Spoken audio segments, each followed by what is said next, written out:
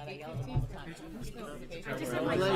I'll let you know when I'm going. You can say Good evening and welcome to tonight's budget presentation City Council work session for Wednesday, May 14th. This is going to be focused on the special revenue and enterprise funds, and I'll pass it over to Karen Connor to kick us off.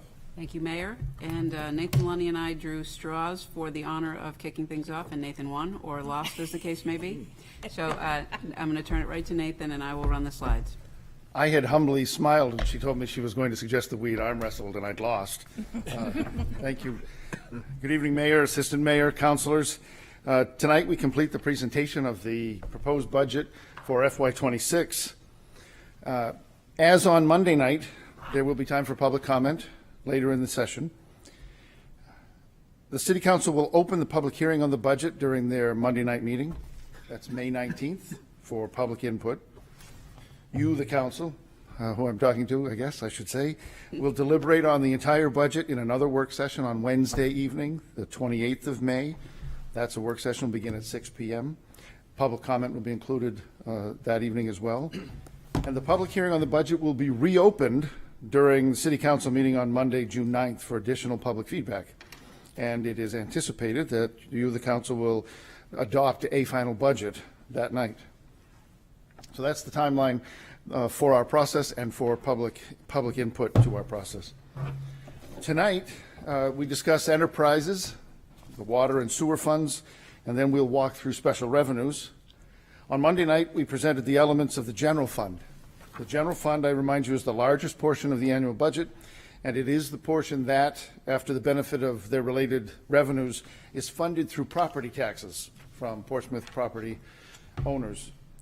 Tonight, we focus on the elements of the enterprise and special revenue funds. Enterprises are funded by ratepayers or utilization fees, more like a business. Special revenues are essentially special purpose accounts that may be funded through grants, through program revenues, or transferred support from the general fund, which we again talked about Monday night. And the use of those special revenues are restricted to the special purpose for which they were established.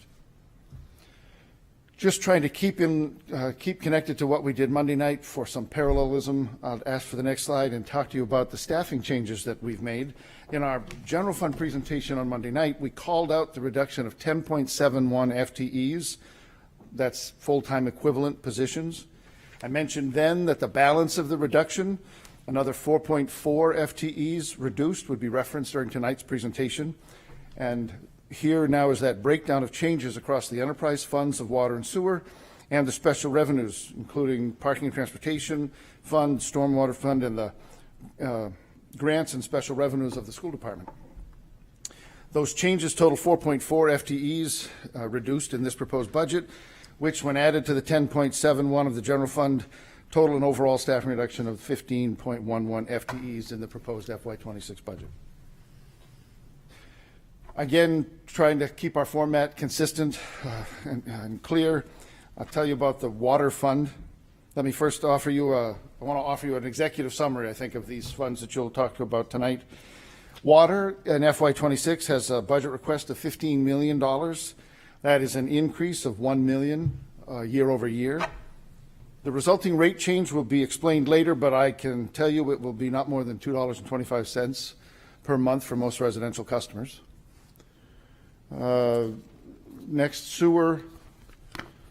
Sewer is looking at a budget request of $27.2 million for FY26. That's an increase of $1.6 million. And again, I'll let the team talk about the rate changes later, but it'll be not more than $3.45 a month for most residential customers. So water, sewer. In the category special revenues, we have a number of special revenue funds to discuss tonight. Again, on Monday night, we reviewed the general fund and its transfers to some of the special revenue funds to support their operations. The general fund contributes to stormwater through the DPW Highway Department and to Prescott Park, Community Campus, and Indoor Pool through those transfers from Monday night, which, by the way, increased, as we said Monday night, $13,996 or 1.5% year over year. And so I'll leave it at that to set the stage, and I'll pass the microphone now to our Director of Public Works and Facilities, Peter Rice, and his team to provide some greater depth of insight into all of these programs. Thank you, Nathan. My name is Peter Rice. I'm the Director of Public Works. I'm pleased to speak with you this evening about our enterprise funds as well as our special revenue funds. The water and sewer enterprise funds, the budget impacts continue to be driven by inflationary pressures on construction and chemical costs, changing regulatory requirements, which requires additional capital investments, as well as aged infrastructure. Unlike the general fund, the bulk of our budgets go towards operation and projects. Staffing in water is 30% of the budget, and in sewer it's 20% of the budget. Next slide, please. Nathan briefly touched on an enterprise fund, but just to kind of reinforce, enterprise funds are operations financed and operated in a manner similar to private business. Fees and charges must be sufficient to cover the costs for goods and services, including capital costs. In our case, we use a rate model to project funding needs, and we use a stabilized financial plan which seeks to maintain a net position between 15 and 30% to be able to weather changes in revenue, or higher if we have a large capital project similar to what we did with the wastewater treatment plant. It's important to note that water and sewer is not supported by tax funds. It is solely a self-supported effort. I mentioned our stabilized financial plan, and we use this to create a stable and predictable glide path for rate increases. We have an example on the screen which shows two approaches, ours being the stabilized financial plan, which gives you a relatively straight line for rate increases over time, which allows businesses to have a predictable situation, residents not to be shocked at any one time. The alternative is what's called the break-even or pay-as-you-go approach, and the next slide shows an example of communities that chose different approaches. We have been served very well by this approach. We were able to handle a $100 million treatment plant project with seeing an average increase in rates over the last 10 years of 4.5%. I'm very proud of the fact that the city had the foresight to set aside monies and to really commit to this approach.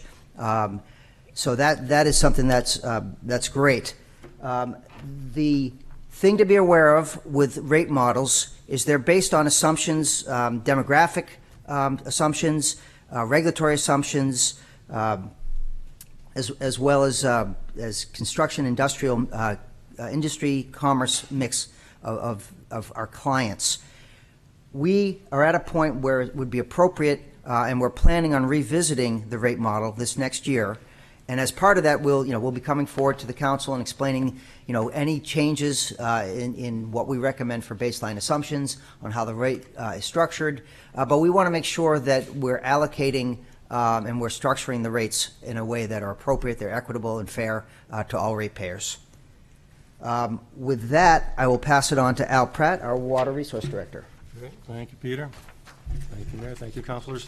Al Pratt, Water Resource Manager. I'd like to start with just a comment about the budgeting process, since I'm kind of new to this, since I'm kind of sitting in Brian's shoes. So it was interesting sitting in this process where much of the funds are the operating maintenance funds. Those funds are very important, and what we wanted to do is we worked with all of our operators and our foremen and managers to go line by line, as you see in your budget books, all the line items from the operations, and work through, look at the history, look at what a current budget is, and plan for the next year, and what their needs really are. And it was a good process because we were able to see if there was any cross needs amongst groups, certain equipment that we could share and get some cost savings. So it was a great process to go through. And I guess with all of that, those operation costs are going into the rate model, along with our fixed costs, debt payments, taxes, all these inputs to the model. Models are models. They're made to use to help to guide us. And that's what brought us to this place where we have this the appropriate rate model, get us on the predictable glide path and maintain our stable fund balance. FY26, we are proposing an increase of 45 cents per unit. That's 45 cents per 748 gallons, which equates for an average user that uses about 5 units per month, $2.25 increase per month, which would be $27 per year increase for your average user. And just a note to make here, if you include the water rates with the proposed sewer rates, that equates to just over 3 cents per gallon of water, just for reference. With that, what do you get for this? The core functions of our water division. So there are many core functions, and all of these are somewhat related to regulatory requirements. The state and federal rules specifies that we need to, as a water supplier, ensure that customers receive water that meets water quality standards in a manner that in a sufficient capacity that meets water use demands. And this requires continuous operation and maintenance of all of our assets. And we do have a lot of assets, which I wanted to list here. As we all know, the Bellamy Reservoir provides the majority of our water supply. We have 10 groundwater supply wells that we operate and maintain, 2 treatment facilities, one being a surface water treatment facility in Madbury, and the other being the PFAS treatment facility at Pease. We have a pumping station, and this pumping station is what is used to maintain the pressure in the Portsmouth system. And we have 4 storage tanks that have a total capacity of 10.6 million gallons.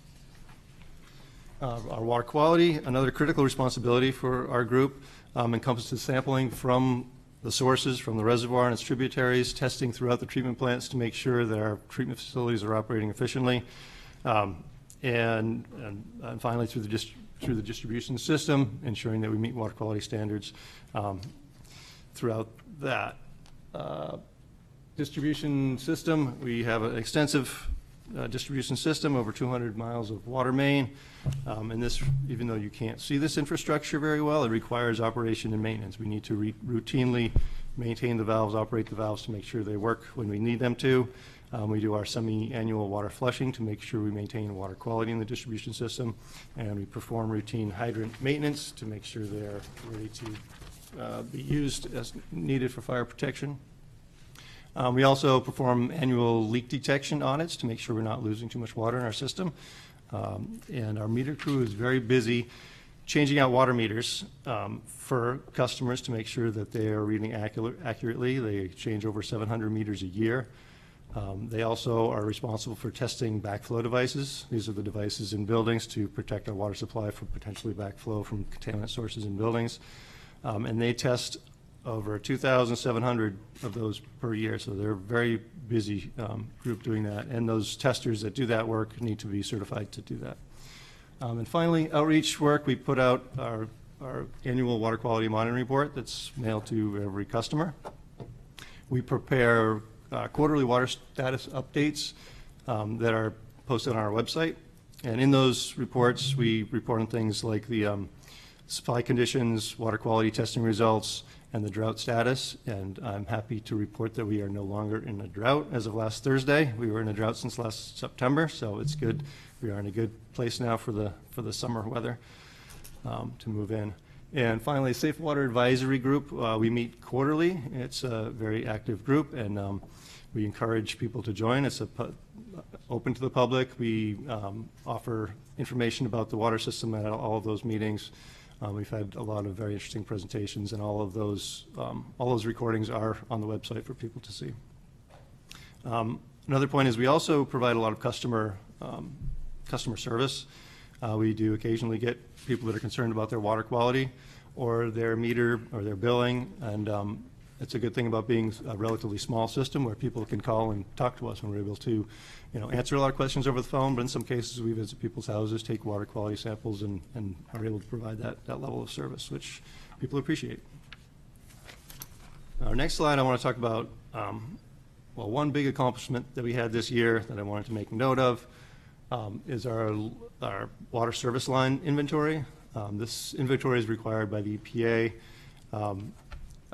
to identify the materials used in all the water service lines in a water system. A big project, especially since the majority of water service lines are privately owned, so it was quite an endeavor. We did get a quote from a consultant to help us with this for $345,000, and after reviewing their scope of work, we realized we really could do this in-house. We had the expertise. We had the fantastic GIS group that was able to help build the database, build the data portal on the website, and build the dashboard for people to be able to get the information. We had our meter crew and our water quality staff that were integral in getting the news out and doing the actual door-to-door work. And we were awarded $135,000 in grants to help us perform this work from the DES. Free lead testing kits were provided to 330 customers as part of that. Our water quality group was very active in doing that work. And we were able to expand our lead and copper water compliance sampling ports through this process. So it was a very big project, very successful. A few other accomplishments this year: Lafayette Storage Tank, we installed mixers, and I just wanted to make a point here about where our staff is getting involved in projects and saving the city money. This was a case where our SCADA and electrical crew was able to do all of the wiring and programming for that equipment to save the city about $9,000 just for that. The media replacement at the PFAS treatment facility at Pease, our operators were able to operate a pilot study there, so we could test 4 different PFAS treatment media, and they did all this work, collected all the samples, and from that study, we were able to identify media that outperformed the media that we had. So we changed out all the media at the PFAS treatment facility, and operators were integral to that change out as well. Transmission valve replacement on the transmission main under Little Bay. This was a project, big project. We had contractors doing the work, but I wanted to make the point that we had staff that were doing the project management in-house. Since it was a project in Durham and Newington, there were a lot of coordination with those towns, and we had staff that were important for that coordination work. And finally, emergency response. I just wanted to really make note of the work that our distribution crew does. And recognize all that they do. There was a lot of repairs on water mains last year, and especially there were 3 of those that happened right on Christmas and the day after Christmas. And I felt bad for them and their families that they had to go take off and do it, but I think we need to be fortunate that we have such a great staff and distribution crew that were able to respond and get those water mains done on those days. They also schedule a lot of work at night to try to minimize any kind of disruption downtown or in busy traffic areas, so they're doing that as well as the nighttime flushing that they have to do. Initiatives for FY26, continuation of the water service line inventory. Even though we got our baseline survey done, there's more to do on that. We will be implementing our program to assist customers in changing out their galvanized service lines. We have funds from the state that will be able to pass through the savings onto customers so they can help do that work of changing out their galvanized service lines. Water storage tank painting. This is a routine maintenance for storage tanks to minimize corrosion on these storage tanks. And they're due for some work, so you'll see there'll be some activity this year on the Spinney and the Newington booster tanks for cleaning and recoating on those tanks. And then PFAS treatment designs. EPA's PFAS rules are in place, and we need to have treatment on our Greenland well and Portsmouth and Collins wells. So we are moving ahead with our final design for our treatment facility at the Greenland well, and we're working with the Air Force to do final designs on our Portsmouth and Collins well. So we have a lot of projects coming up this year. And finally, I just wanted to make comments about, we get questions about our water capacity. And it's, something that we do provide updates on our quarterly water status reports. And so I've provided what our source capacity is here. And when you look at water supply, we think of our source capacity in a couple ways. One being sustainable capacity, which is really based on how much recharge there is to an aquifer or a watershed, that long-term annual, how much can we consistently take from these sources. And we look at it in terms of the maximum capacity, which is more the infrastructure. How much can this pump, or how much can the treatment plant treat? So those are 2 different parameters that we look at and compare. And if we're looking at what our source capacities are, as you see on the top here, with what our 2024 water demands were, Just on a sustainable basis, we had about 26% of our residual capacity in the system. And that's about 1.2 million gallons a day additional capacity that we'll be able to provide to customers. For the maximum capacity that we saw in 2024, we had about 28% residual capacity in 2024, just to make those points out there.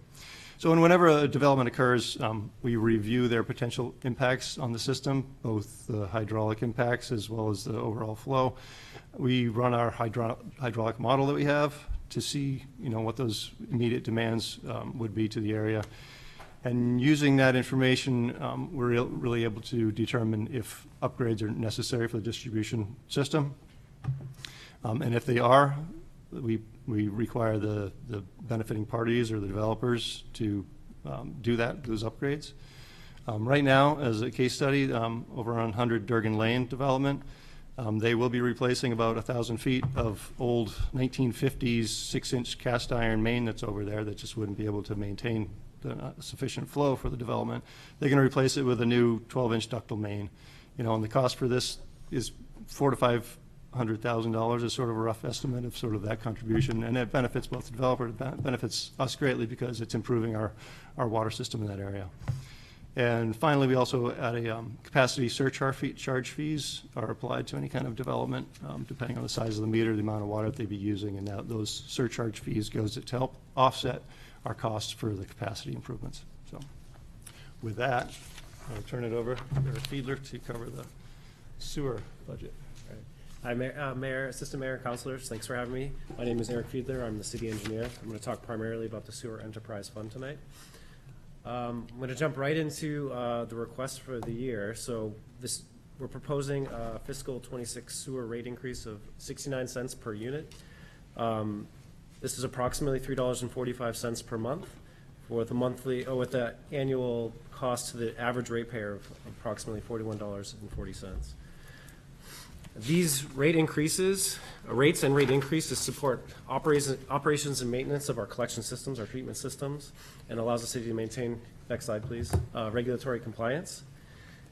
Similar to Al, we operate a significant amount of underground and above ground assets, about 6,700 service connections, 120 miles of sewer mains, 21 pump stations, one that just came online in April, and 3 permitted CSOs.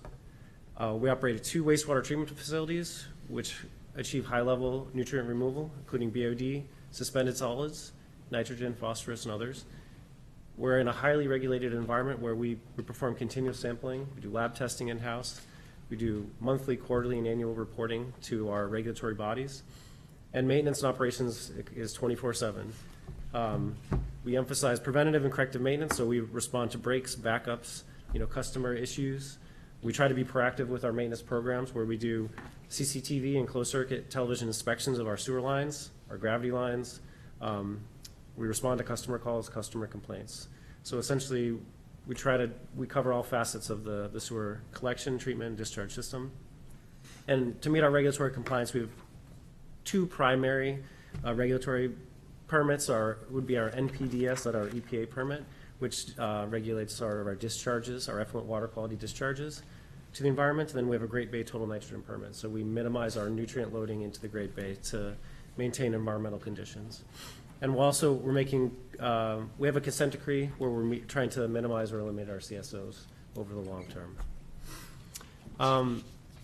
In the prior year, the city has many project, financial, and regulatory accomplishments. I don't think many of you can drive 2 blocks around the city without seeing one of the projects going on. Just in this past fiscal year, this is just a subset. Islington Street project is wrapping up. The Maplewood Bridge will be wrapped up this year. We'll do final paving on Bartlett Street. Union Street, the sewer separation and paving is going to be done this summer. Sagamore Ave, that a little separation and sewer network expansion. So that one that removes a lot of septic systems. Willard Ave will be wrapped up. That was a really quick burn project that's actually worked out well for everyone. I think it's kind of got a lot done in a short period of time. And then our new pump station came online in April. That's the Marjorie Street Pump Station. We had quite a few financial accomplishments. With all the work that we're accomplishing, we really work with our regulators and our funding agencies to try to manage the impacts to the residents and ratepayers. In the past year, we've gotten over $30 million of low-interest state revolving fund loans for a variety of projects listed up there. And of that, on top of that, $8 million of that was grants or principal forgiveness as part of these funding awards. So we're really working with our regulatory agencies and the funding agencies to deliver on projects. And I think they see that with the city, that we're able to deliver on this. And I think they've worked really well with us to manage the impacts and the rate impacts to the community.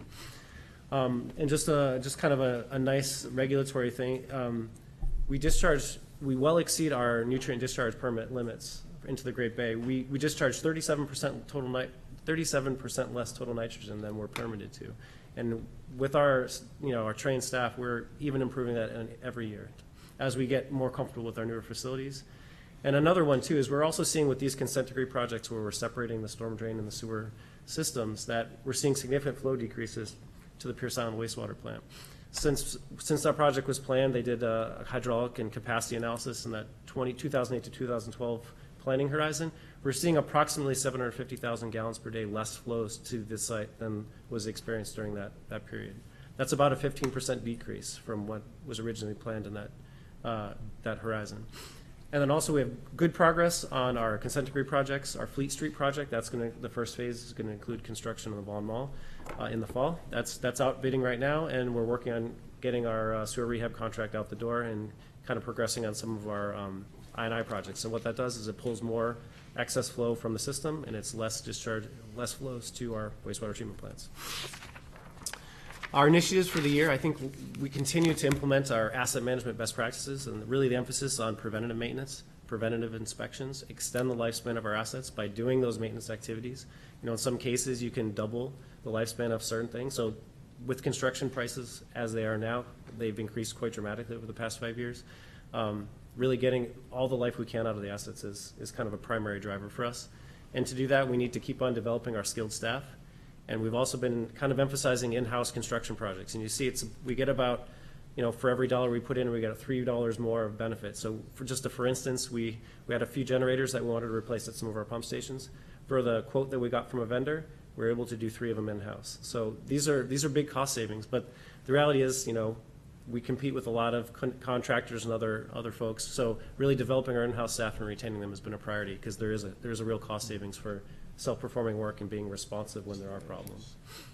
Again, like Al was saying, we want to talk a little bit about the system capacity. And like I mentioned a little bit about Pierce Island, but Pierce Island has an average daily flow capacity of about 6.13 million gallons per day. Pierce Island, or Pease, is 1.2 million gallons per day.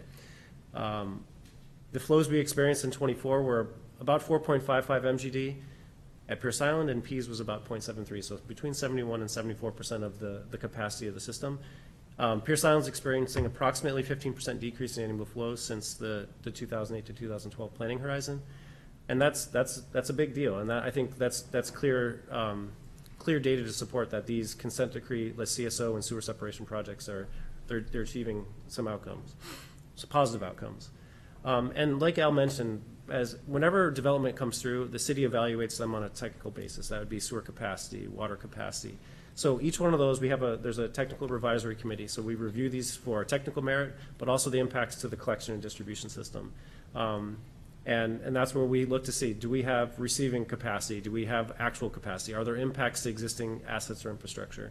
And it's a big part of what we do. And there's a big process that includes planning, DPW and other folks to make sure that the benefiting parties are paying for or contributing to impacts to the system. And I think Al mentioned the water has been the most recent good examples where developers are replacing water mains and such. But sewer mains, or they have to buy back. They'll support in a monetary cost for I&I, so the inflow and infiltration reduction projects and things like that. And then we also have sewer connection fees or capacity type surcharge fees for when people connect into the system itself, to kind of prepay for infrastructure improvements that are required once they get to like a critical mass and they impact our infrastructure. Next, we'll discuss special revenue funds, beginning with Parking and Transportation Director Ben Fletcher. Thank you, Eric. Tough to follow that, but I'll do my best. Good evening, Mayor McKecker, City Manager Conard, members of council. City of Portsmouth Park Division is pleased to have this opportunity to discuss the FY26 budget, particularly in light that we're focusing on services and support provided by parking revenues, 95% of which are coming from visitor traffic. For FY25, roughly nearly 63% of revenue generated by the parking system went to non-parking related service and salary support. Next slide, please. So, of course, this would include the School Crossing Guard program, which just yesterday was honored by the students that benefit from it in a very touching fashion. But a lot of folks don't realize also that the downtown maintenance, sweeping and waste collection is under parking purview. The Signs and Lines program is now in-house, support for snow removal operations, $2.5 million to the general fund, and another $1.5 million in salary support for positions that are not parking related. Support for Prescott Park, the recycling program, and the police and fire and school departments are also included in this, as well as the EV charging station network. So it is exciting to be a part of a program that can generate non-local revenue and utilize those funds to benefit all Portsmouth residents. Next slide, please. So what does this mean for the average Portsmouth household? These are programs and services that would normally require tax dollars to fund, or we would be required to engage in service reduction if we were not using parking special revenue funds to cover the costs. In fact, a median household in Portsmouth actually is going to realize a nearly $500 decrease in property taxes due to the fact that we use these outside funds to support these programs and services. Next slide, please. So looking forward, we're very pleased to announce the coming end of the 3-year Hanover renovation project, still on target for the, I believe, August 31st this year. That will return the facility to its original 903 space capacity. We've been operating about the size of Foundry Garage for a while at 600 spaces. We'll adjust the use of that inventory through a combination of monthly parking contracts as demand predicts, and also daily management and sometimes hourly management of the spaces available to visitors.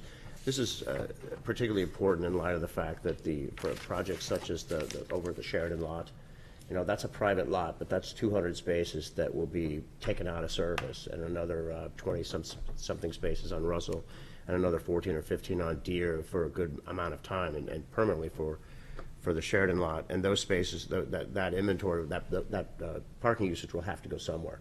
So having Hanover come online at hopefully roughly the same time that project kicks off, will help us alleviate some of that new demand on the system. We're also excited to announce an in-house design and deployment of a comprehensive signage package within the Foundry Garage. Much like what my two friends had mentioned before, doing the work in-house does have the opportunity to save the city an awful lot. This was originally a $160,000 bid project for the signage throughout the garage, different levels, directional arrows, things like that. We're able to do those things in-house with our Signs and Lines program, and we should be able to do it at a fraction of that cost. And looking forward to the coming year, obviously we're going to be working on implementing the recommendations from the recently completed 2025 Parking Utilization Plan Study, including, of course, encouraging and engaging in public discussion on present and future needs as they pertain to parking. Exploring and deploying new technologies for data collection and wayfinding support. Hopefully we'll have some really interesting and exciting announcements in that realm soon. Continuing to serve the public with outstanding professionalism and mutual respect, and you guys know me, collecting and analyzing lots of data related to traffic volume, speeds, pedestrian behavior. So at that point, I'm more than happy to turn it over to Jamie McCarty, our GIS and Stormwater Manager. Great, thanks, Ben. And thank you to the City Council for giving me this opportunity to present the stormwater budget. Stormwater is funded through 2 transfers, 50% from the general fund and 50% from sewer enterprise funds. And in this fiscal year, we'll be also utilizing a fund balance to help support the stormwater. So the stormwater division and stormwater services include, infrastructure maintenance. We're committed to a cleaner Portsmouth. The stormwater, division protects our waterways and reduces flood risks throughout the city through strategic planning, public education and engagement, and the effective management of our system. Almost everything we do is driven by regulatory compliance. So part of that is inspecting and maintaining our system. We inspected 700 catch basins in the last year, cleaned 370 of them, and removed 60 tons of material from those catch basins. We work alongside the sewer and water divisions when they're doing their infrastructure improvements around the city, helping to identify problem areas for flooding and stormwater issues, and implementing best management practices within those improvements. We also help to enforce stormwater ordinance and site plan review regulations, something that we're trying to focus on more each year and improve is street sweeping. We are regulated to sweep all the streets twice a year, but we do much more than that. On an annual basis, we strive to clean about 790 miles of streets each year. That averages out to about 7 times a year, much more often in the downtown. That results in a removal of 550 tons of material that we're stopping from getting into the stormwater system. And one of the big regulatory drivers at this moment is conducting some extensive water quality sampling of our stormwater system. And what that has meant is that over the last 3 or 4 years, we've conducted 322 wet weather water quality analyses and dry weather catchment investigations. I highlight that because when we first looked at this budget, we estimated that that would cost, and we budgeted for that, $60,000 a year for sampling. We've since moved all of that in-house. We have city staff and interns who are doing that collection. We take it to our wastewater treatment facility lab and conduct that, and we've got that budget down to less than $10,000 a year. We also do quite a bit of public outreach, trying to educate the public, not just residents, but commercial and industrial audiences. We utilize flyers and mailers. We've produced videos that we publish on YouTube, and we hand out materials on our household hazardous waste days, which we coordinate twice a year. Next slide. So in this next year, we'll continue to comply with our permits. The 2 main permits are the MS4 and the Great Bay Total Nitrogen General Permit. We are working to continue to expand our vehicle telemetry system.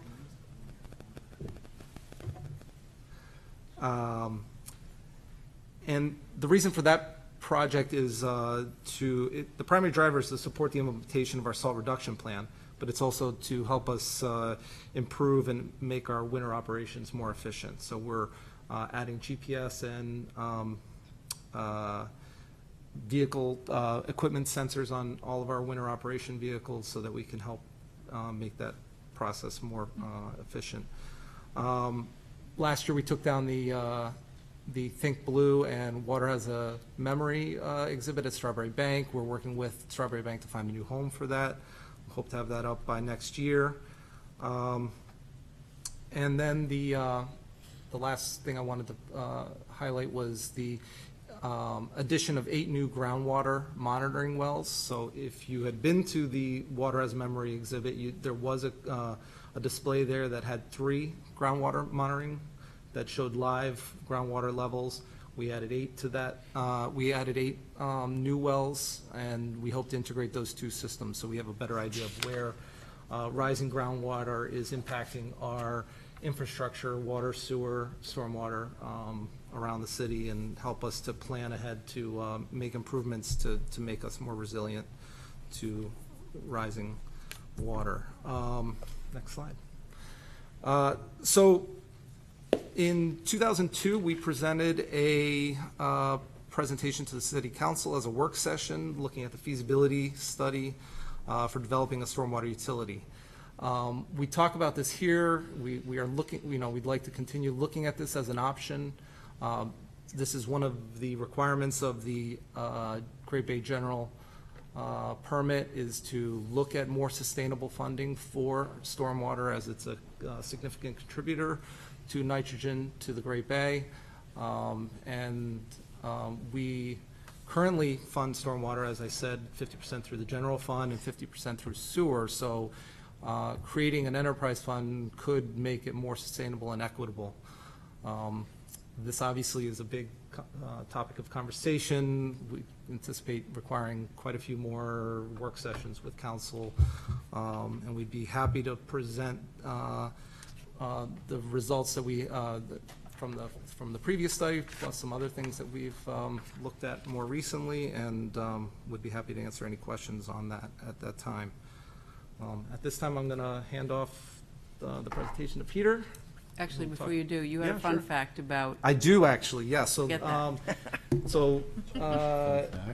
Al's very happy. It pulled us out of drought last weekend. We got 1.3 inches of rain. What that results, though, is to 372 million gallons of water that came into the city over, the day and a half of that rainstorm. So that presents a challenge to the stormwater system. One's happy, one's not.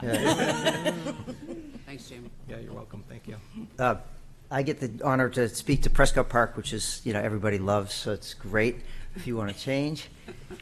One fun fact is I don't have a QR code in the center of this ring, unlike the really cool QR code from inspection. I couldn't figure out. Working on it. I'm working on it. Another neat fact is that the staff plant over 14,000 plants in the park a year, and that our horticulturalists, with the intern staff, conduct tours during the summertime for residents and tourists and any folks that are interested in it. And if you haven't met Earl Chase, our horticulturist, he's a gem. He's incredibly knowledgeable about many, many, many topics, in addition to the flowers that are planted there. So that's a real treat. And really, other than that, staff take care of Fortree Island and assist throughout Pierce Island as well. So that is a very short topic, which is even better. So I pass it off to Todd. Thank you. Good evening. Todd Hanley, Recreation Director. I have the pleasure of speaking with you all quickly about the Community Campus Indoor Pool Special Revenue Funds. I have big news. Soon there will be a third indoor pickleball court in the gym at the community campus. That's right. As part of our current $2.5 million community campus improvement project, we are gaining a pickleball court, which obviously are in high demand throughout the year. As the project is coming to a close this summer, we have relocated tenants to different areas of the building to bring more efficient programming and create better flow through the building. Improved security has happened, and increased security to the childcare wings. We've upgraded the IT infrastructure, created new office and after-school spaces, and we've renovated shared public spaces. And I can't wait to show you all the completed project in the coming months. And as part of our commitment to our nonprofit tenants, we have signed multi-year lease extensions with all of them to solidify the important services that they provide our Seacoast area clients. And along with our tenant offices and our rec department offices, the building and grounds are also home to meeting rooms, special events, concerts, after-school programs, walking trails, classrooms, a cafe, pickleball courts, turf and grass athletic fields, a greenhouse, playgrounds, gymnasium, workspaces, and more. So the campus is truly Portsmouth's community center, and we will continue to work on that mission for the city. Next up with the indoor pool. The indoor pool and Portsmouth High School collaborate each year to offer a lifeguarding course, which is part of the PHS phys ed curriculum. They gain coursework credit, and we gain certified lifeguards, so it's a win-win. That's just one example in our wide range of award-winning aquatics programs at the indoor pool. From parent and baby swim lessons to senior aqua fitness class, plus swim technique classes, lap swimming, and high-intensity interval training programs. We are a standout facility in aquatics in the Seacoast, and now we've been recognized as the best in New Hampshire in 2025. We recently celebrated the 1-year anniversary of our full-time lifeguard, and we have seen how this has improved the pool and the programming that's offered. We have doubled the amount of open swim hours available to the public, and we are open 7 days a week, making aquatics more accessible for everyone. The indoor pool is also an American Red Cross Gold level instruction facility, meaning that we provide more than 1,000 plus participant swim lessons each year, and we have multiple lifeguard and water safety instructor trainings throughout the year as well. The pool also has a staff that offer first aid, CPR, and babysitting training for the greater Seacoast area.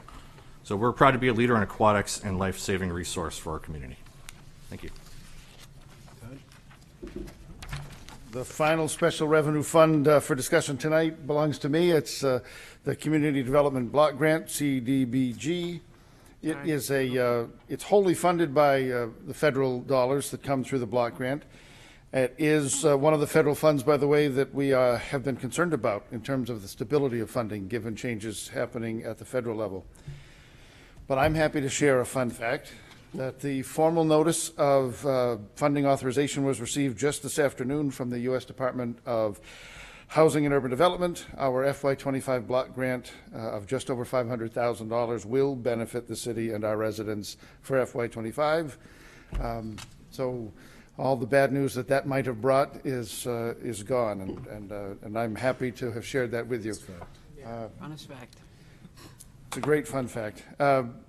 Remind you and the public of the remaining opportunities for interacting in this process. Remind you of the dates of the events left in our budget process. And thank you for your time and attention to the presentation. And I'll cede the microphone back to the city manager. Thank you.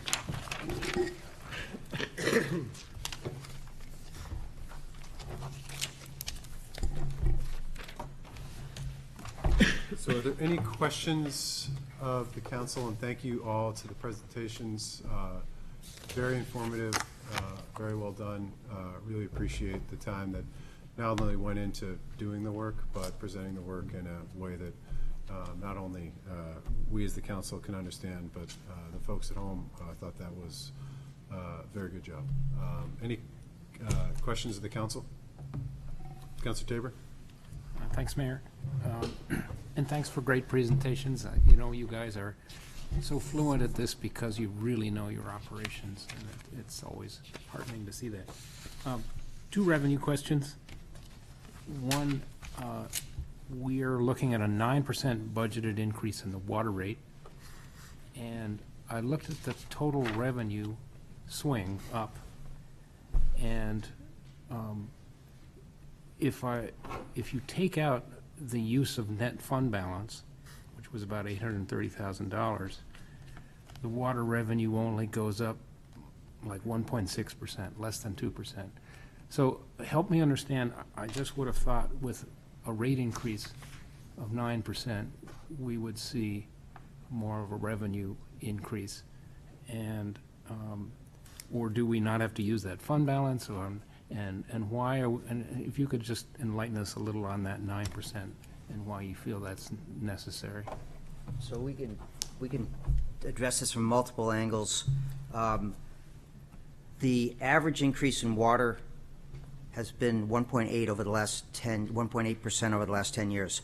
The first 5 of those years, or first 4 of those years, were 0% increases. So when and the reason that is because the wastewater plant was taking up, pretty much all the oxygen in the room. Everybody was really concerned about it, and fortunately, we were able to stabilize that fund and get that work done. The changes in the regulatory environment, where PFAS was not on the radar screen, where the COVID impacts relative to inflation and things like that were not on, in our radar screen, put us in a position where the net position of the water is lower than what we're comfortable with. And so we recommend that $2.25 increase, which is 9%. 9% seems like a lot, but $2.25 a month is not a huge increase, relative to the needs. So we've managed that, and Eric and Al can speak to it, we've managed that by reducing or delaying some of these large capital projects, water tanks. We have a couple of large PFAS projects that are coming up. So what we're striving to do is get that net position back and get ourselves in a glide path, instead of being a situation where we have a large capital expense because we have something fail and it must be done. We're trying to structure it so that we can work our way slowly into a more sustainable situation on this. But the water rates are historically are relatively low compared to most communities in the state. It's low enough so we're not eligible for state aid grant and SRF programs. So conversely, the sewer is relatively high, and therefore we get a lot of grant from that. So I don't know if that answers your question, and if you guys have. Yeah, we're balancing too, you know, the increase in sewer dropped from what it was originally predicted, so we can boost water. So we're trying to balance those rates and those increases and get us on a better glide path and kind of get ahead of it, like Peter was saying. Yeah, originally we projected 6% for water, or for sewer this year, but it's down to 4%. So we're cognizant of you know, the concerns relative to impacts to residents. So we wanted to adjust that. The overall increase is less than, it's 5.5% roughly between water and sewer combined. So it's $5.70 combined per month for an average household. Okay, so we essentially need to build up some fund balance to take on PFAS and a lot of these other. Yep, a number of capital projects that are coming down. And then parking revenue, we've budgeted a total parking revenue, not net, but gross, of 12.8 million. And on my years of the council, that's one of the bigger jumps that I've seen. I think we're, do you have a sort of a estimate of where we're gonna land FY '25? And what do you think the amount of increase is? I mean, if I just took 8 months actual and our average monthly revenue from the reports that we get from the city manager, it looks like we'll end at 11 million. And so we're forecasting another whole million and change, which is more sticking our neck out than I've seen over the years. We've always been really conservative in that. So Ben, you could speak to that. Certainly. The FY '25 budget was 10.1. We're looking at hopefully 11.3. If the last 2 months average out as every other month has, and typically the last 2 months are a little bit stronger because you're heading into summer, we're tracking dead even with last May, and so because of all the rain, I'm assuming, so hopefully we'll get a little bit stronger towards the end of the month. The reason for the big jump is the return of the 300 spaces at Hanover. What we did was we went back to the pre-COVID 2019 number for Hanover. And it's not as big of a jump when you consider that number, except for the fact, and in large part, the number's better because there are a lot fewer monthlies. We encourage monthly parkers to move down to the Foundry economically by changing the price structure at Hanover so that we wouldn't have to ask them to leave or force them to when this construction project came online. So the mix was a lot higher of monthly parkers. There were upwards of 700, 720. Now they're around 400, a little bit more. And so you have more space open, available of this new space coming on for transient parking, which has the potential to make considerably higher turnover and dollar value. If I may, Ben, I believe we have not had a year where we've had a full implementation of stay and pay with 900 spaces at the Hanover. That's correct. So I think it's the net positive and net effect of both. Right, so we're gonna get more inventory by Correct. 300 spaces. 300 space more inventory. And again, I tried to be, with that, using the straight formulas we've been using in the past, was actually considerably larger numbers. So we toned that down quite a bit just to try and be sure, because, the revenues we predict are what allows us to pay for the services that we provide, and one has to beget the other. Right. Okay, and we also seem to have a pretty healthy fund balance Correct. if we had 2 months of rain in the summer or something. So yeah, we've been fortunate with fund balance over the last several years to need to utilize a lot less of it than we budgeted. Right now, I'm looking at maybe using $700,000 or $800,000 of fund balance when we were budgeted in this current fiscal year for $1.8 million. So, and that some of that comes from new revenue generated from unbudgeted change in the Zone B, which was done in late April or mid-April, which was after we'd already set forth the budget for revenues. So that was basically windfall revenue. So, and that's going to end up being roughly $650,000 in change. That's also obviously a positive there to help us against using that fund balance for the difference. Super. Thanks. Sure. Council Bullock, then Council Burrow. Thank you, Honor. I just had a question on the Seacoast community sewer rate trends there. What lessons did we learn from Exeter, or was that just bad planning on their part? I just didn't know if there was any. So the traditional approach to rate setting was, what do we need for money this year? That's the new rate. Instead of looking ahead and saying, well, we've got a big treatment plant coming up, we better start stocking away money so that we can dampen that rate shock. They were caught flat-footed, and it was a very expensive project, and they were not structured in a way to absorb it. It's funny, that was a 2022 presentation slide.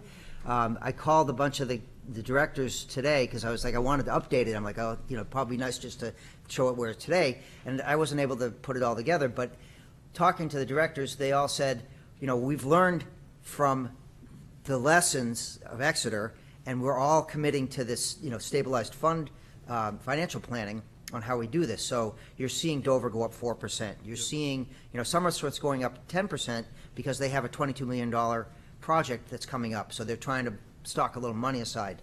But people are thinking about, and it's a real change in the mindset from the older school DPW, just like, well, you go year to year and just like, oh, that's what happens. Sorry, 50% increase. So it is lessons learned. Okay, yeah, thank you. Council Morrow, and then Council Lombardi. I want to talk about raising our parking fees. I think they're really, really low compared to a lot of other places. So based off of all the data that you collect and you are deep in the weeds of, could we support increased parking fees for non-residents? So if you look at industry standard goal of 85% occupancy, that's controlled by structuring your pricing. And we are continuously well above that. Again, I will explain how you can get higher than 100%. If you go and pay for 3 hours in a space but leave in an hour and a half, and Councilor Cook comes in and buys the same space, you're going to see two vehicles in that same space in the eyes of the device. And that's how you get above 100%. Now, what this really means is it's kind of like the heat index. We all know it's 100 degrees, but it feels like 107 because of these other factors. At 100% parking demand, at 100% occupancy, I should say, you want to go to store X and you can't park there, but 15 cars down, somebody's pulling out. You go park, you walk a little bit. At 130%, there's 5 cars in front of you waiting to take that space. So the goal is then to utilize and change the demand, profile by making it less, less positive for that experience. You want the motivated user to be using that space and turning it over.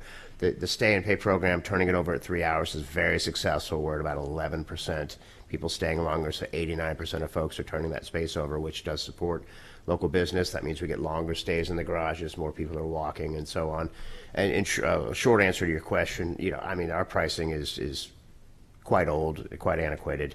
If you just look at the percentage numbers and, well above 100, well, sometimes 150, sometimes 200 or 300%, depending on the time of day, then yes, absolutely. And, I think an annual look at it would probably be a good idea. It'd be very easy to bring a heat map to show here's what it became after we did this with the pricing or that with the pricing, and every year we could just inch it towards that point where we get to the goal of 85%.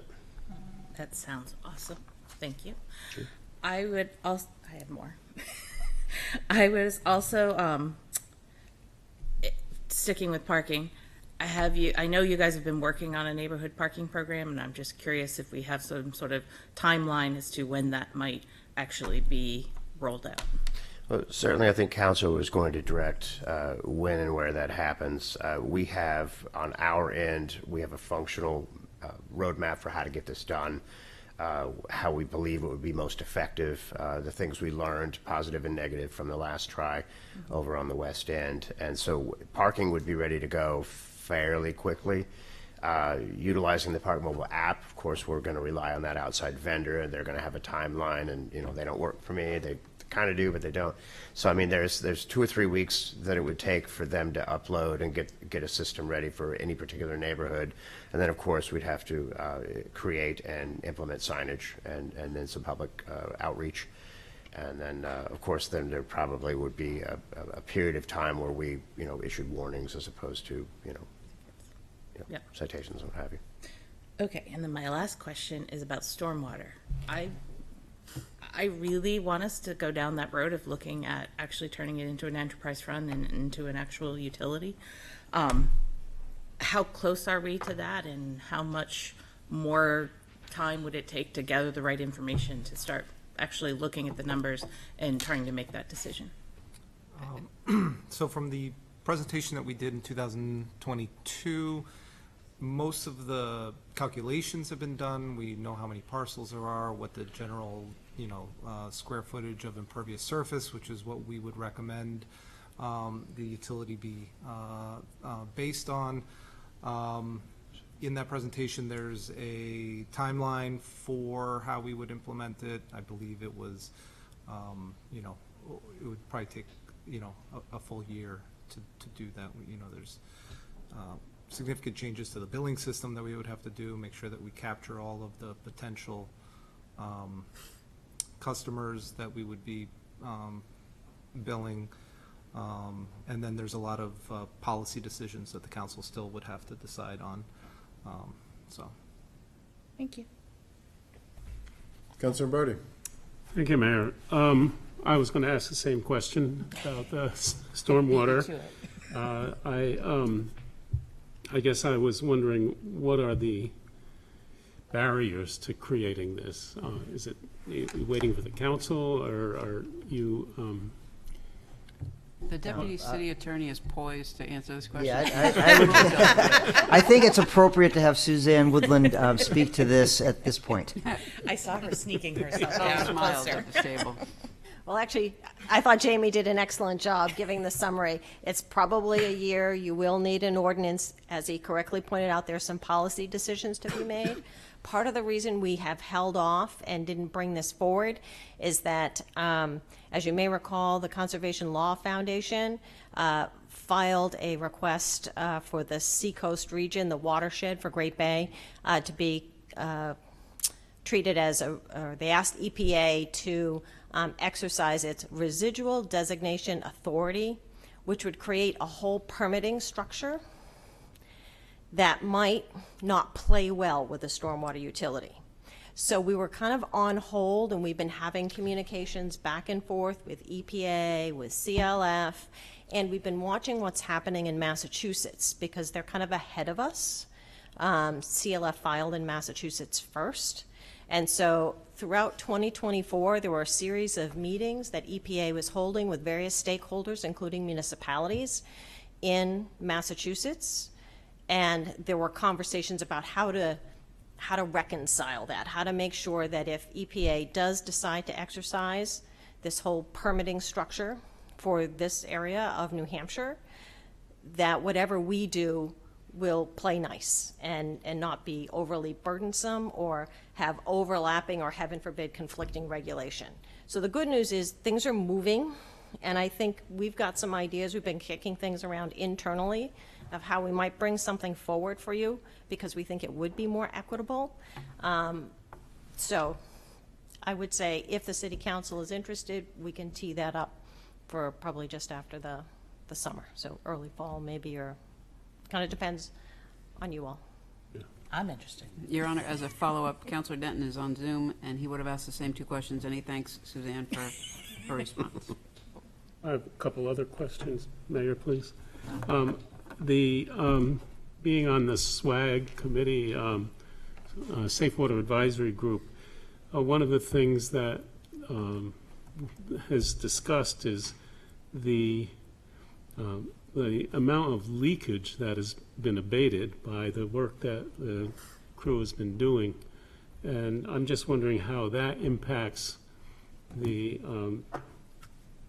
level of water as well as the, can it affect the price of water too? Yeah, in extreme case, it would. I mean, we can't really track that too much. We see what our, it's within a couple percentages of water loss. So in the big picture, it's not huge, or it hasn't been. We do try to do our leak detection on a third of the city each year. So in 3 years, we'll have the whole city covered. And in the past couple of years, we haven't found a whole lot of leaks, which is a good thing. In the past, it was a lot more. We found some considerable leaks. And yeah, if it's a big leak that we're not seeing, and now that we have a good baseline of what's going in, what's going out, we have that balance, we would see the leak happening quicker. If it was a substantial leak, that would cost us a lot of money, And then, Jamie, I guess a question for you is street sweeping. And I recognize that is a significant piece of keeping the storm drains clean. Is there any way in which the street sweeper can be scheduled on streets, or at least streets alerted? I know on my street, people park on the street, and so the middle of the street gets swept, and that doesn't do a lot for the storm drains. So I just So we've talked about this. We're hoping to do some pilot areas where we'll at least go out and put advance notice, ask people on a particular block to move their vehicles. We'll post it and then have the street sweepers go through, and then beyond that, Especially leaf season. yeah. There's many communities that post, odd days, you can park one side or the other. Our program, although we've been street sweeping for years, we're still kind of an immature street sweeping program, and we're still trying to get all our systems in place. And so, like Jamie said, we were going to do piloting efforts on McDonough area and areas of tight streets to see how that works before we start doing blanket, because you can imagine parking is really challenging, and we want to have a good, successful program. And to hear you say, could we do this? That's great. Because I would, if more people are saying, hey, we'll move our cars, improve the sweeping, that would be great. We typically hear different, like people don't want us to sweep. They're loud. They don't like it. Our windows are open. So, it is an evolution. We are improving over time.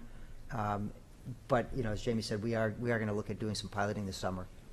I hear the street sweeper coming by at 6 in the morning, and I'm going to run out in my pajamas and move my car, Yeah. That would help. Yeah. But he's gone already. Appreciate that. Counselor Cook. Thanks, Counselor Barty. Thank you, Your Honor. I have a question that's not budget related, but it's related to the presentation. And I want to thank you all first. It's incredibly informative. I think that the work you're doing is really fantastic. So I really appreciated the reports on residual capacity for water and sewer. And I was wondering if it's possible somewhere to have a monthly dashboard on our website that says this is what our residual water capacity is, this is what our residual sewer capacity is, just because this is the question I get all the time. So is that something that we could do, or would it be a lot of extra work, or? We're highly regulated, so we report that monthly anyways to the regulators. So Right, we so we have the that data. So what we have can it do is daily. find an appropriate spot that's visible and findable. We have that data, and it's on our quarterly water status reports on the website, but not in a real dashboard, easily accessible manner, but something, good thing to do, yeah. I think it would be really helpful for residents to see that, so it'd be nice to be able to say, you know, whenever anybody says, well, there's this new project and they're taking up water capacity, what's gonna happen? Say, well, you can check the water capacity dashboard. You know, we track this as a city, and to be able to send people to a space where they can see exactly what our capacity is, I think would be really helpful. Because I don't think, what's great about your presentation today is I don't think a lot of people realize that we do track that and that we do monitor it. And so I think it's helpful for the public to know that we're doing that kind of work. The other question I Sorry, had. just on that, just one additional on the water capacity. If you could maybe go into a little more depth on, and Councilor Cook will get to your second question, but just when it comes to water supply, it says source capacities. And so that's Portsmouth system, 4.6 million gallons a day sustained, or 7.2 million gallons maximum. Does that mean in our system? Does that mean, you know, that we could suck out of the Bellamy reservoir before it goes down? Like, I drove over it today. It looks the same as it did when I drove over it, when my dad pointed out this is where Portsmouth gets its water. It doesn't look like the water level has gone down at all. So could you just explain in layman's terms what that 7.2 maximum, is that a limit on our system? Is it a limit on the point source? Like, what is the limit and where is that coming from, Al? The maximum part of that capacity is really based on how much we can pump. So Yes. from the Bellamy, it would be the treatment plant. We can put 4 million gallons through that treatment plant, and that maxes it out. You know, even if the Bellamy is overflowing, that's as much as we'd be able to treat and get into the system. That's our Got it. maximum. When we look at the sustainable, that's closer to the 2.5, given the climatic conditions year over year. That's what we sustainably could pull out of there. Out of the So, reservoir. Out of the reservoir. Using that as- But we also have groundwater sources Right. in addition to that. Right, so it's all really based on the sources and what they're physically capable of doing. And they are replenished by rainwater, et cetera. Why we spend the money keeping that area protected so that the runoff into that is not contaminated with, you know, things that we don't want in that water. Right. Well, it manages the cost too. As development increases, then the more treatment you require too to even treat that water. Right. But I think Councilor Cook's idea of having a dashboard to be able to point to that, and when projects go through TAC, and there's a requirement for more capacity, that's pointed out in the TAC process, that they have to spend that money to increase the capacity for those things as well. And that's correct. Yep. Councilor Cook. My other question is another dashboard item. It's another good news story on parking. Is there a way for us to have the average tax dollars saved for an average home in Portsmouth listed somewhere very prominently, either on our website or at our parking facilities? You know, we're saving, our parking saves the average taxpayer, or on your average home, $492.59 in taxes per year, property taxes per year. Certainly, I mean, that's in the budget book, and we could easily put that on the website and other forms of marketing or communication that would continue to help deliver that message. I would be very much in favor of that. I just feel like there's so much good news in our enterprise funds and our special revenue fund, and I don't think our residents always hear it. So I think it would be helpful to make sure it's really obvious to our residents. To your point, I had a conversation with a resident just the other day. He said, I don't get anything out of the system. I don't go downtown in my car. And I said, well, you get the most. You don't put anything in, and these are the things that come from it. And he was very surprised to hear all that, and so I think it's a great idea. We'll explore some options. I think there's a couple of creative solutions that we can, you know, look at getting that news out. idea. Great. Thank you. Yep. Yeah, maybe before Counselor Moreau gets her way in increasing the non-resident, we could have a future potential what this could save you if the rates go up, like she wants. I like that. Any, for non-residents. Any other questions, Council? So I had a quick one. Saw on the news today around PFAS, those not eliminated or repealed but delayed. Is that going to impact anything that we're doing right now? Are we on track to, it was, I guess before it was completion by 2029. Now it's for completion by 2031. Is there any change that we are looking at? I see Suzanne. Standing up again.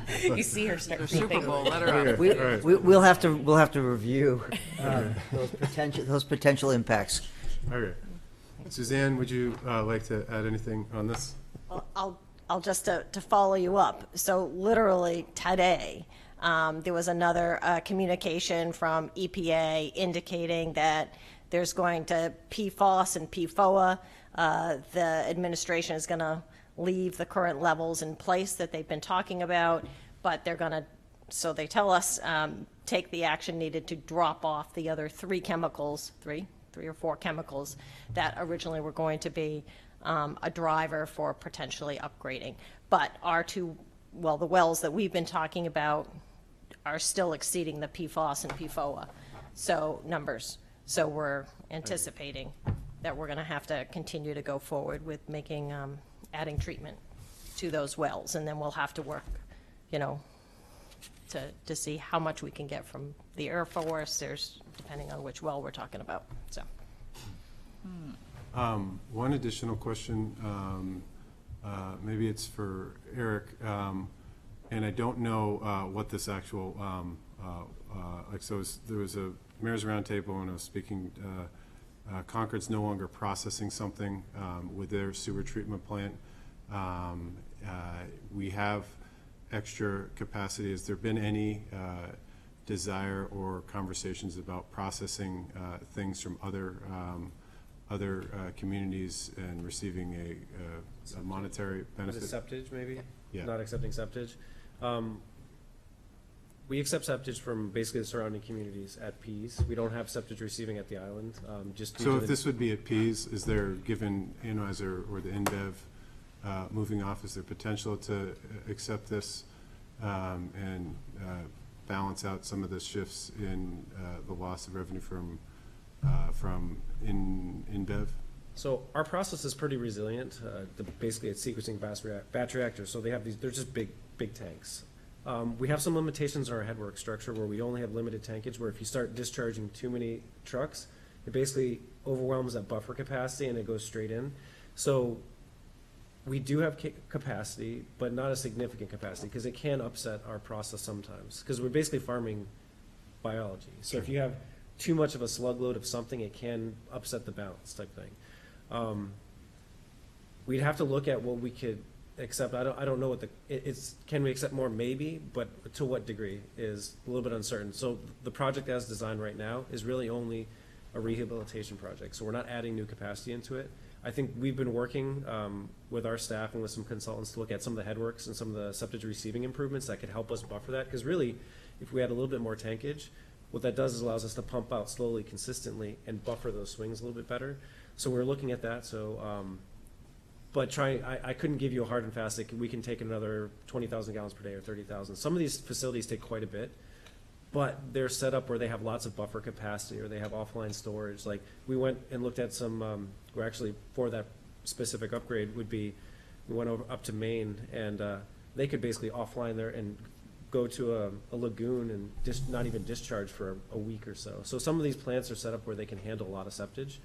The problem with septage is it can have weird stuff in it, greases, other things like that, where it can be problematic. Industrial waste. Industrial stuff. So, and sometimes it's hard to really know exactly what's in those tanks, because they tell you, I took it from this septic tank or this septic tank, but what was left in there in the morning or other things. So we'd have to do a little bit more analysis to give you a yes, and there's a certain amount to that. And there may be infrastructure improvements to support that. Seems like a no at the moment, but. I wouldn't say, but, some places they supplement their revenue. Conditional no. Yes. Okay, all right. Thanks, Eric. We never like to say, we're always working to find a yes. Sure, usually. yeah, all right, maybe no. All right. Other questions before we open it up to the public for public comment? And nothing from Josh? Nope. That's good. All right, please speak or come up, state your name and any questions you may have or comments. Peter Huda, 280 South Street. I was not going to speak tonight, I was just going to listen. But something... I don't, Petra. I couldn't help myself. No question. So, what I want to address here is, I don't have a page number here, but what Peter said and stated on the what is an enterprise fund. So, the first thing is, that's kind of misleading, is property taxes do not subsidize water and sewer funds. They do not. But this is an additional expense increase with the water rates and then the triple sewer rates for the taxpayers out of pocket. So it is still an additional expense to the taxpayers. And I don't remember an expense this high, of an increase this high of 9%. The next thing I'd like to address, and I'm going to, so you don't think I make this stuff up, I'm going to take you through the pages where I'm finding this stuff. So the first thing is the second sentence in here, must have fees or charges sufficient to cover costs. So of concern to myself was in the 2024 PAFR on page 21. This is the enterprise and sewer funds. I would call your attention to the middle of the page. We had a deficit in operating income. And as noted and was written on the bottom of the page, it said a decrease in water fund operating revenues of $254 despite rising rates, suggesting lower consumption year over year. To your question, Councilor Tabor. Water operating expenses grew by $1.1 million due to salary increases and changing in staffing as a result of the water fund ending in a deficit operating income. Concerning. So, what makes up this deficit?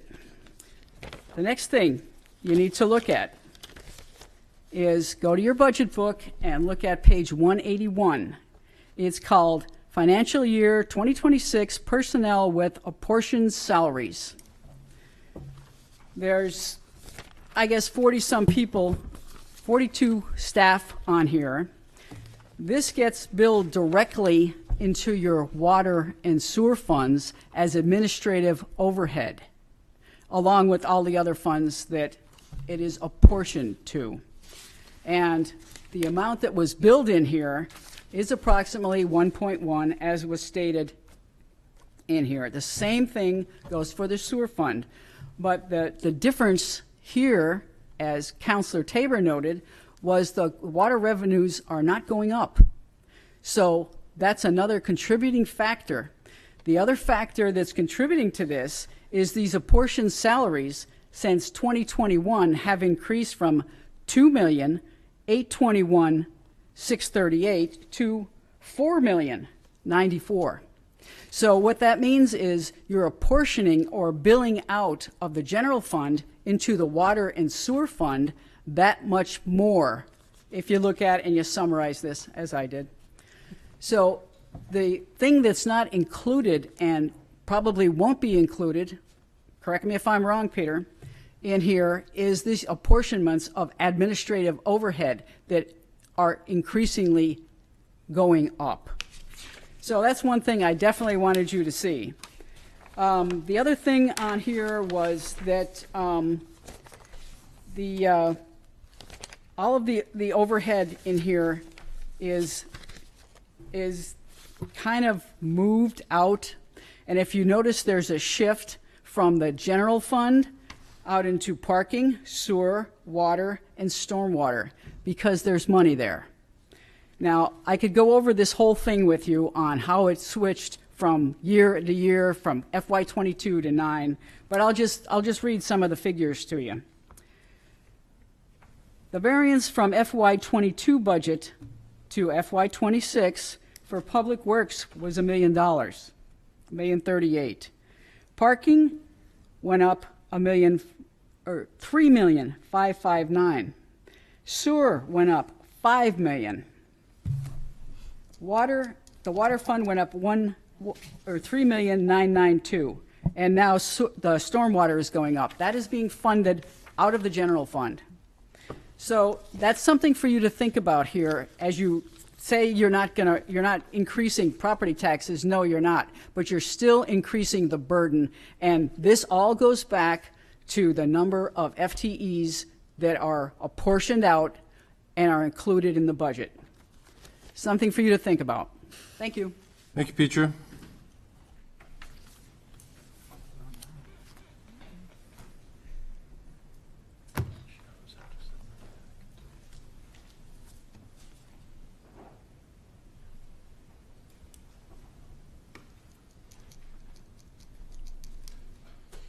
Esther Kennedy, 41 Pickering Ave. I did hear the comment that this is not supported by tax funds tonight. Everything we do that costs our residents is a tax.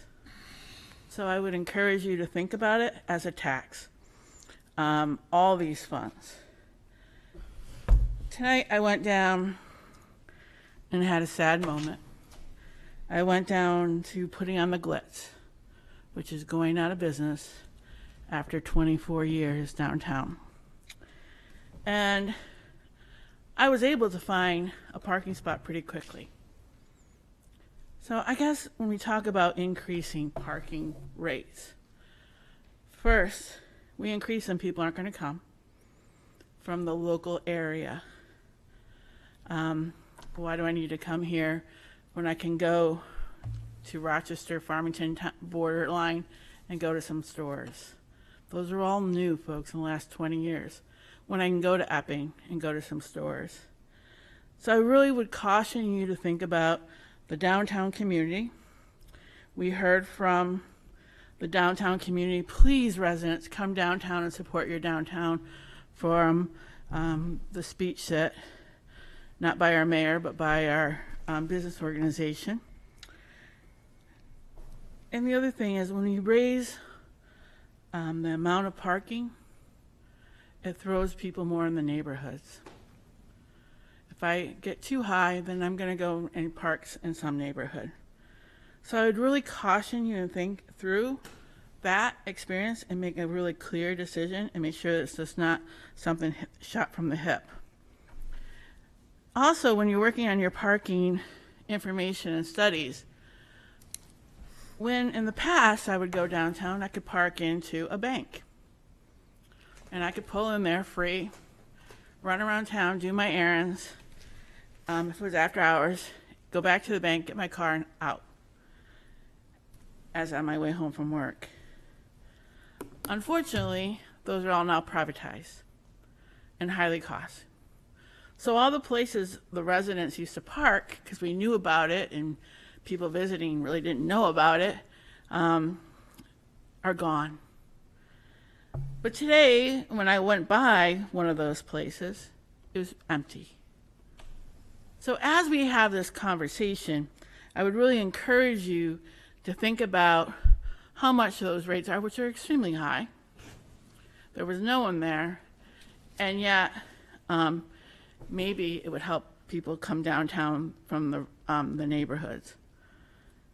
As far as the sewer plant, I would like to thank you all for supposedly getting rid of smells. It sounds like the pump station might be done on Mechanic Street. Could be wrong, could be right, I don't know. But in answering to the mayor's question, I would ask you to realize that we have presses that are still not working at Pierce Island unless it's happened in the last couple of weeks. So I would really question the amount of sludge, because we are moving sludge out to Pease.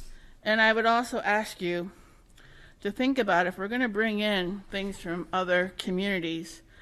As we know, we flow right into the ocean. And we have clam flats, we have oyster beds, and there's a lot of research going on about how things in our sewage, like viruses, medications, plastics, are affecting our natural environment. So I would encourage us to really think about that before I think there's a lot of other ways to bring money to the city besides doing that. In our water, my question would be for you all is, where are we at with the Toland site, the Superfund site, and how's the migration towards our water? I was told by DES that it was migrating about 5 years ago, and I believe that still is an issue. So I would encourage, to be fair to the taxpayers, to let us know about that. As far as stormwater goes and sewage, I did get a CSO alert the other day. We've had CSO alerts this year. We know that we're not supposed to have them, so we still need to work on that. And that is really not been discussed. I heard about the projects, but I really want to know where we're at the point when we won't get CSO alerts. Tonight we heard, or we read in our thing that was handed out, that developers are contributing to stormwater and water. I, as a citizen, would like to know those contributions. How much is it? Because we have heard nothing about this until I read it tonight in our handouts. So I know they have contributed in the past, but it's usually offset things and whatnot. So I would ask you to tell us what kind of revenue we're receiving from the developers that are contributing to our water, sewage, and stormwater. That would be a good benefit to have. Our sewer rates are going up 9% or 4%. Our water rates are going up 9%. Every little thing counts. And we can't deny that every little cost, every penny right now, every dollar right now, every $5 right now is making a difference in many of our residents' home. You know, this council has been really kind of vocal about affordable living in our city.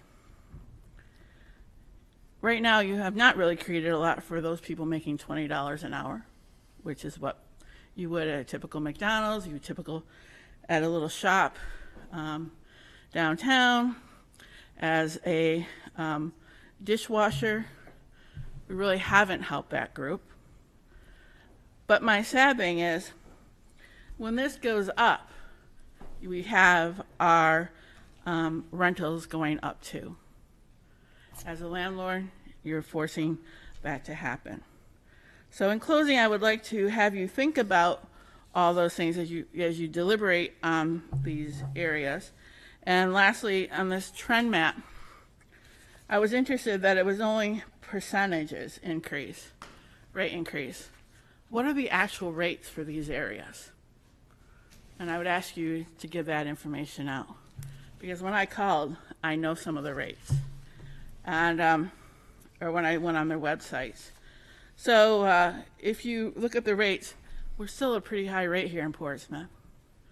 Now maybe our percentages are equal, but we still have a pretty high rate for things. So I encourage you to look at that as you move forward. And lastly, on Monday night, it would be nice to get revenues, folks. What are our revenues coming in? How much are we bringing in? How much is going out? But really, what is our revenues offsetting the budget? What's our revenues for police, fire, and these departments? Thank you. Thank you, Esther. I guess, Eric, are the presses done? Yeah, they were done in the fall. Done in the fall. And then the CSO, I'm guessing that was the 1.5 inches of rain? Yeah, and with all the rain too, everything, groundwater saturated, so base flows were up, so there really wasn't any capacity to absorb it. So that's one of those, it was, the prior activation was in June, and I was really hoping that we'd get through this cycle without having one, but it was, it's quite a while between them, and like I was saying, the flows are down on average, but again, we're still working towards those, Fleet Street project, and we have more projects in the hopper to keep on managing the excess flows going into the system. So. And the CSOs are permitted discharges. Sure. And then just before we close for the evening, I don't want to be pedantic, but taxes are different than fees. And it's worth pointing that out because taxes are something that are broadly applied to everyone, regardless of whether or not you actually benefit from the service. Schools, not everybody in the city of Portsmouth benefits from the schools, but pays taxes in order for those schools to be maintained and for our kids to be educated. Fees are something that you are required to pay when you use that service. And I think I am happy that you were able, in this case, to see the water increase more than the sewage, given that the larger increase meant that it's 5.4%. Water is something that can be used without sewer. Sewer is typically not something that can be used without water. And so being able to, decide if the watering of your lawn this summer is going to be something that you cut back on because from affordability standpoint, I'm happy to see that we made that decision and that we didn't put that onto the sewer rate where somebody can't make that same decision. So difference between fees and taxes, that's, that's by law, but also, from a standpoint of being able to understand it, it's, if you benefit directly when you use it, it's a fee. If it's a benefit that's broadly diffused between the community, that's a tax regardless of whether you benefit. All right. With that, good night, Portsmouth. Go Seas.